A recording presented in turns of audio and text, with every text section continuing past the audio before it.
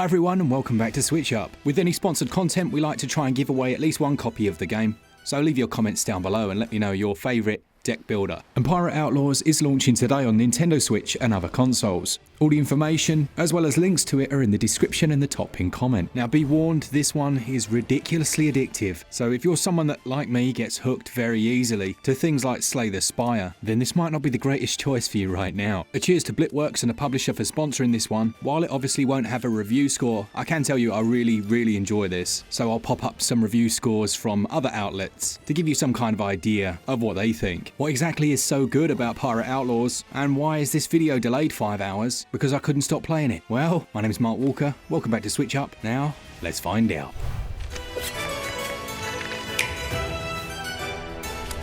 First off, let's look at the prices. You can see all of those on the screen right now, as well as the download size. I mentioned it already at the start there, but Pirate Outlaws will really appeal to fans of Slay the Spire. And in terms of content, it literally maxes everything out. You've got more heroes, more skins, more cards, more enemies. But what's quite different is that this has 3 different modes, which we'll talk about in more depth. Navigation, which is the standard roguelike. Arena, where you can create the perfect pirate for your unlocked cards. And Tavern Brawl, where you choose pre-made packages before each battle and defeat waves of pirates to eventually battle the imposing Tavern Keeper. Sounds like my local. This one's been around on PC for quite a while, and it's finally coming across to all other consoles. It does have all of the content that the Steam version's seen since it launched, and obviously if you're already just chomping at the bit, all the links to it are down in the description and the top pinned comment. Alright then, let's start with that standard navigation mode. This is split up into several different quest lines, I guess, different routes across different maps, and you'll unlock new ones with the permanent currency in the game, which is known as Repute. Now a standard run sees you choosing which of the pirates you want to take, fiddle around with costumes, have a look at your current deck, and then head out onto the high seas.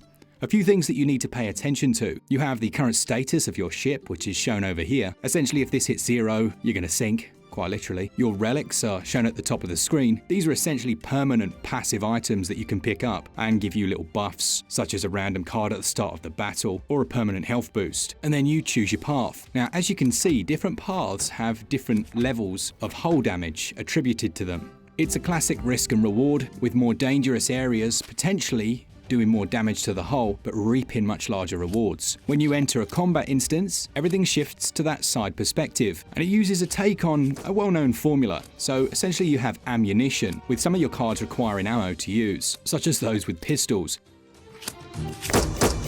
But on the flip side, you've got melee attacks, which you can just use whenever. The balancing act here is trying to decide when to use your ammunition items, and you'll need to look at the enemies to see exactly what they're going to do next. If they show a shield icon, then they're going to defend themselves. If there's an up arrow, they might buff. Or if you see a number, then they're going to attack. Each of the playable characters has a completely different style. The first one you start as has the ability to enhance his own armor, and armor will be shown up here. This makes him a very good starter class because, well, it's essentially easier. The second one, though, has less ammunition, but does more melee attacks, which are obviously free. And there's more of an emphasis on buffing and debuffing, but it is a riskier player, I will say. And then the third one can sketch some of her other cards so you can duplicate them. The point is that every single character offers a very different play experience. But regardless, you'll be chomping your way through battles and be faced with several different choices. Things like, do I go to the tavern, where I can purchase a health upgrade or other trinket? Or do I head over to the market? There are small adventure sections which will give you a choose your own adventure style choice. Sometimes these will give you a nice tasty reward, and others you'll be deciding whether to hand over some of your loot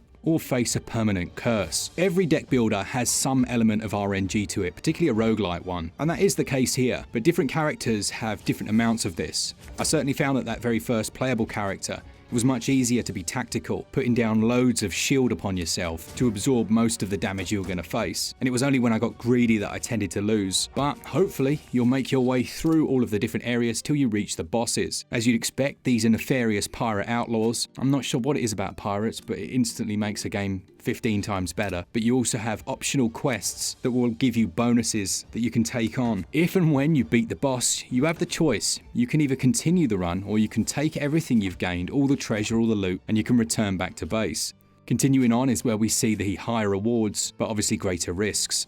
but it is nice that your health is fully restored after a boss fight. Now that reward screen does show your current deck of cards, any relics that you've got, as well as the amount of time that run lasted. Something I'm always looking for here is what's the permanency? What's the stuff that carries over? Where's that reward? And here, I mentioned it briefly at the start. It's those repute points. Now I was a little bit concerned that you would have to spend those to unlock just individual things, which in my opinion would have been lame, because you'd go and unlock a costume or something, and then you'd have none left to actually unlock levels. But thankfully it doesn't work that way. It's essentially a gate system. So when you pass 300, the first character's unlocked, 500, etc. And then 1000, you're unlocking new levels and stages. So how about longevity then? Now I spoke about the 3 game modes, but there's also those characters, one of them who looks a little bit like a cursed pirate, the Chuck perhaps. You have the 6 different levels, each of which has 3 different bosses if you make your way all the way through to the end, but for each of those set areas there are actually 3 different options of boss, so that's 9 different boss fights times 6 different lands. What's that, 54? What I will say is the further stages are brutal. You get new enemy types, things like skeletons, which once you defeat them they fall down into a pile of bones, but then you have to kill their bodies RPG style, otherwise they'll reanimate. And then when all is said and done, you have those other 2 game modes. Now I did read a comment yesterday about this being out on mobile, and I just want to clarify that they're actually quite different experiences. These console versions obviously don't have any in-app purchases or anything of that nature. They're complete games and they feel like them. That's down to the way that you gain experience. Here this is like a traditional game in air quotes, whereas on the mobile version experience is much more limited, and I personally, as I'm very old, would always rather pay for something and have none of that crap, because I think it's garbage. So yeah, this one I really enjoy, and I think you will as well. I do want to mention the controls. Now, it doesn't have touch screen, which I would have liked to see, and it is incredibly responsive. You can use the D-pad and a combination of very clear buttons on screen, and it's just really snappy. It's one of those where once you've fallen into a rhythm of a few runs, you're barely even thinking about the controls at all. Visually, it has a very nice art style, not exactly dissimilar to Curse of Monkey Island, and this theme carries across the entire experience. Now, it runs at native resolution at 60 FPS as you'd expect, and load times are minimal. Text size is thankfully reasonable, as I didn't see a text size option, and it performs just the same when playing in handheld mode as well, as you can see. And then you've got the music.